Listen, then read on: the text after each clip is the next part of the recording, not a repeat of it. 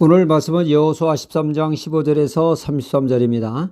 나는 할렐루야 아줌마였다는 최자실 목사님의 책을 읽어보면 이런 내용이 나옵니다. 무성이 어머니께서 오랜 시간 병석에 누워 거동을 할 수 없었습니다. 이 딱한 처지에 최자실 이분이 극진히 돌보며 기도하는 가운데 하나님의 역사로 이분이 자리를 털고 일어나는 일이 생겼습니다. 이 놀라운 소식은 가족은 물론 친지들에게도 큰 기쁨의 소식이었죠. 이를 축하하기에 친척들은 십시일반으로 모아 쌀 한 가마를 주었습니다. 가정 형편상 늘 수제비만 먹던 가정에 쌀밥을 먹게 된 것입니다. 무성 어머니는 하나님의 은혜에 쌀 한 마를 11조로 뚝 떼어 친히 이고 교회로 향하게 됩니다. 교회 중간쯤 다다랐을 때 이런 생각이 듭니다. 아니 내가 미쳤지. 이 쌀 한 마리면 애들이 일주일은 배불리 먹을 수 있을 텐데 아깝다는 생각이 듭니다. 뜯기는 기분입니다. 그래서 오던 길을 다시 돌아 집으로 향해 가게 되죠. 가다 보니 이런 생각이 듭니다. 사람이 양심 좀 있어라. 그래 평생 대소변 받아내던 사람을 일으켜 건강을 주었는데 쌀 한 말 바치기를 아까워하다니 속보인다 속보여. 그런 생각이 듭니다. 그래서 다시 돌아와 교회로 이렇게 갈등하기를 반나절을 했다고 합니다. 왔다리 갔다리 하기를 말이죠. 결국 무성이 어머니는 교회로 꼴인하게 됐고 놀라운 은혜를 체험하게 됐습니다. 쌀이 떨어진 쌀떡을 들여다보면 쌀이 여전히 있는 은혜를 맛보게 되었다는 것이죠. 사르밧 과부처럼 말입니다. 사람은 그 어떤 은혜를 받았든 흔들거리는 것이 우리네 모습입니다. 이는 비단 믿음이 연약한 사람만이 그런 것이 아닙니다. 모두가 느끼는 것입니다. 그 대단한 사도 중에 사도인 바울도 내가 선을 행하고자 하는데 내 안에 또 다른 악이 있다고 하지 않았습니까? 사람이기에 흔들리게 되어집니다. 하지만 비록 흔들리지만 중심을 잡는 것이 신앙의 참된 모습이죠. 그러므로 우리의 마음의 중심을 지키는 것입니다. 그래서 잠언 4장 23절은 말씀하기를 무릇 지킬 만한 것보다 더욱 내 마음을 지키라. 생명의 근원이 이에서 남이니라 말씀하고 있습니다. 즉 마음의 중심을 지키느냐 중심을 지키지 못하느냐에 죽고 사는 문제가 결정된다는 것이죠. 중심을 지키면 살고 중심이 무너지면 죽음이라는 말씀입니다. 우리 마음 중심을 지키기 위해서 우리는 우리 자신의 약점을 알고 있는 것이 중요하죠.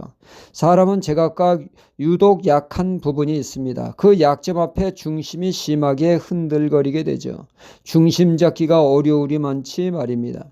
가령 삼손의 약점이 무엇입니까? 이성의 유혹에 쉽게 무너지는 것이죠. 치마두른 사람이 가까이 접근만 해도 엄청난 유혹을 느낍니다. 마치 불나방이 자기 죽을 줄 모르고 불을 향해 뛰어들듯이 삼손이 그랬습니다. 삼손이 가는 곳마다 늘 스캔들이 따라다니지 않았습니까? 대단한 하나님의 사람이 말입니다. 능력의 사람이 말입니다. 삼손은 자신의 약점이 이성이라는 것을 간파하고 늘 중심을 지켜야 했습니다. 그저 여자만 보면 정신 못 차리는 것이 아니라 나는 쉽게 이성에 끌리는데 관리하지 않으면 나는 이 일로 내 인생 망할 수 있다고 단단히 자신을 관리했어야 했던 것이죠. 하지만 삼손은 자신의 약점에 대한 관리가 없이 늘 이성에 끌리는 대로 이 여자 저 여자를 가까이 하다가 결국 고릴란가 드릴란가 하는 무서운 여인을 만나 두 눈이 뽑히고 무사람이 보는 가운데 연자맷돌을 돌리며 가진조롱을 당하는 자가 되고 말았습니다.